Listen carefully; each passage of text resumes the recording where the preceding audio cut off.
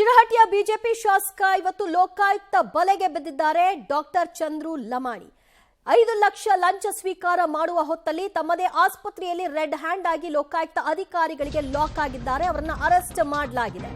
Shirahatti BJP ಶಾಸಕರಿಂದ ಲಂಚ ಸ್ವೀಕಾರದ ಸಂದರ್ಭ ಬಂಧನಕ್ಕೆ ಒಳಪಟ್ಟಿದ್ದಾರೆ. ಗುತ್ತಿಗೆದಾರರ ಬಳಿ 5 ಲಕ್ಷ ರೂಪಾಯಿ ಕಮಿಷನ್ ಪಡಿತಾ ಇದ್ದಂತಹ ಸಂದರ್ಭದಲ್ಲಿ ಸ್ಪಾಟ್ ರೆಡ್ ಹ್ಯಾಂಡ್ ಆಗಿ ಸಿಕ್ಕಿದ್ದಾರೆ. ತಮ್ಮದೇ ಆಸ್ಪತ್ರೆಯಲ್ಲಿ ನಡೆದಂತಹ ವ್ಯವಹಾರ 11 ಲಕ್ಷ ರೂಪಾಯಿ ಕಮಿಷನ್ಗೆ ಬೇಡಿಕೆ, ಅದರಲ್ಲಿ 5 ಲಕ್ಷ ಮುಂಗಡವಾಗಿ ಪಾವತಿ ಆಗ್ತಾ ಇದ್ದಂತಹ ಹೊತ್ತು ಆಸ್ಪತ್ರೆಯ ಆವರಣವನ್ನೇ ಆಯ್ಕೆ ಮಾಡಿಕೊಂಡಿದ್ದಂತಹ ಶಾಸಕರು ಗುತ್ತಿಗೆದಾರ ವಿಜಯ್ ಕೊಟ್ಟ ದೂರಿನ ಆಧಾರದ ಮೇಲೆ ಲೋಕಾಯುಕ್ತ ಅಧಿಕಾರಿಗಳು ದಾಳಿಯನ್ನ ನಡೆಸಿದಂತಹ ಸಂದರ್ಭದಲ್ಲಿ ಶಾಕ್ಗೆ ಒಳಗಾಗಿದ್ರು ಬಿಜೆಪಿಯ ಶಾಸಕ ಚಂದ್ರು ಲಮಾಣಿ.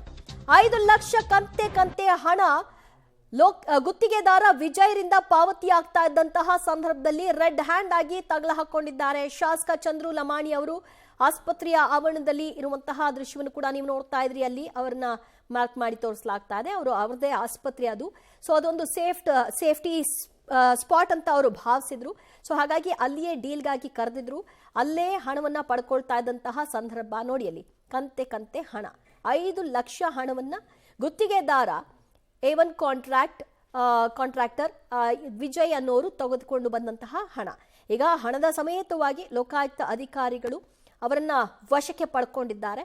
ಹೆಚ್ಚುವರಿ ವಿಚಾರಣೆಯನ್ನು ಕೂಡ ಈಗಾಗಲೇ ಆಸ್ಪತ್ರೆಯ ಆವರಣದಲ್ಲೇ ನಡೆಸಲಾಗ್ತಾ ಇರೋ ಬಗ್ಗೆ ಕೂಡ ಮಾಹಿತಿ ಸಿಗ್ತಾ ಇದೆ. At the same time Chandru Lamani ಅವರ ನಿವಾಸದಲ್ಲೂ ಕೂಡ ಲೋಕಾಯುಕ್ತ ಪೊಲೀಸರಿಂದ ದಾಳಿ ಮುಂದುವರಿಸಲಾಗಿದೆ. ಇದೇ ಹೊತ್ತಿನಲ್ಲಿ ಅವರ ಇಬ್ಬರು ಆಪ್ತರು ಮಂಜುನಾಥ್ ಮತ್ತು ಗುರು ನಾಯಕ್ ಇಬ್ಬರು ಕೂಡ ಇದ್ದಿದ್ರಿಂದ ಅವರುಗಳನ್ನು ಕೂಡ ವಶಕ್ಕೆ ತೆಗೆದುಕೊಳ್ಳಲಾಗಿದೆ. ಅವರಿಬ್ಬರು ಕೂಡ ಅವರ ಪಿಎಗಳು.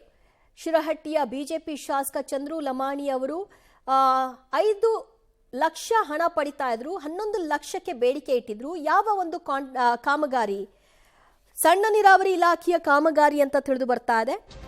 ಅದು 2 ರಸ್ತೆ ಬದಿಯಲ್ಲಿ ತಡೆಗೋಡೆಯನ್ನ ನಿರ್ಮಾಣ ಮಾಡಲಿಕ್ಕಾಗಿ 1 ಕೋಟಿ ವ್ಯವಹಾರದ ಕಾಮಗಾರಿ ಇದು. ಚಂದ್ರು ಲಮಾಣಿಯನ್ನ ವಿಚಾರಣೆಗೆ ಒಳಪಡಿಸಿದ್ದಾರೆ ಲೋಕಾಯುಕ್ತ ಪೊಲೀಸರು. 5 ಲಕ್ಷ ಕಮಿಷನ್ ಸ್ವೀಕಾರ ಸಂಬಂಧ ವಿಚಾರಣೆಯನ್ನ ಮುಂದುವರೆಸಿದ್ದಾರೆ. ಶಾಸಕ ಲಮಾಣಿ ಆಸ್ಪತ್ರೆ ಜೊತೆಗೆ ಗದಗದ ನಿವಾಸದಲ್ಲೂ ಕೂಡ ದಾಳಿ ನಡೆದಿದೆ. ಖುದ್ದು ಅವರ ವಿಚಾರಣೆಯನ್ನ ನಡೆಸ್ತಾ ಇದ್ದು ಹೆಚ್ಚುವರಿ ದಾಖಲೆಗಳ ಪರಿಶೀಲನೆಗಾಗಿ ಅವರ ಮನೆಯಲ್ಲೂ ಕೂಡ ತಲಾಶ್ ನಡೀತಾ ಇದೆ. 2 ದಿನಗಳ ಹಿಂದಷ್ಟೇ ಒಂದು ಆಡಿಯೋ ಕೂಡ ಹೊರಗೆ ಬಂದಿತ್ತು ಈ ಡೀಲ್ಗೆ ಸಂಬಂಧಪಟ್ಟ ಹಾಗೆ. ಅದರ ಆಧಾರದ ಮೇಲೆ ಲೋಕಾಯುಕ್ತ ಅಧಿಕಾರಿಗಳು ಕೇಸನ್ನ ದಾಖಲು ಮಾಡಿಕೊಂಡಿದ್ರು. ಅದರಂತೆ ಇವತ್ತು ವಿಜಯ್ ಹಣ ಪಾವತಿ ಮಾಡ್ತಾ ಇರೋ ಕುರಿತಾಗಿ ಲೋಕಾಯುಕ್ತ ಪೊಲೀಸರಿಗೆ ಮಾಹಿತಿಯನ್ನ ದೂರನ್ನ ಕೊಟ್ಟಿದ್ದರ ಹಿನ್ನೆಲೆಯಲ್ಲಿ ರೆಡ್ ಹ್ಯಾಂಡ್ ಆಗಿ ಸಿಕ್ಕಿಬಿದ್ರು ಶಾಸಕರು.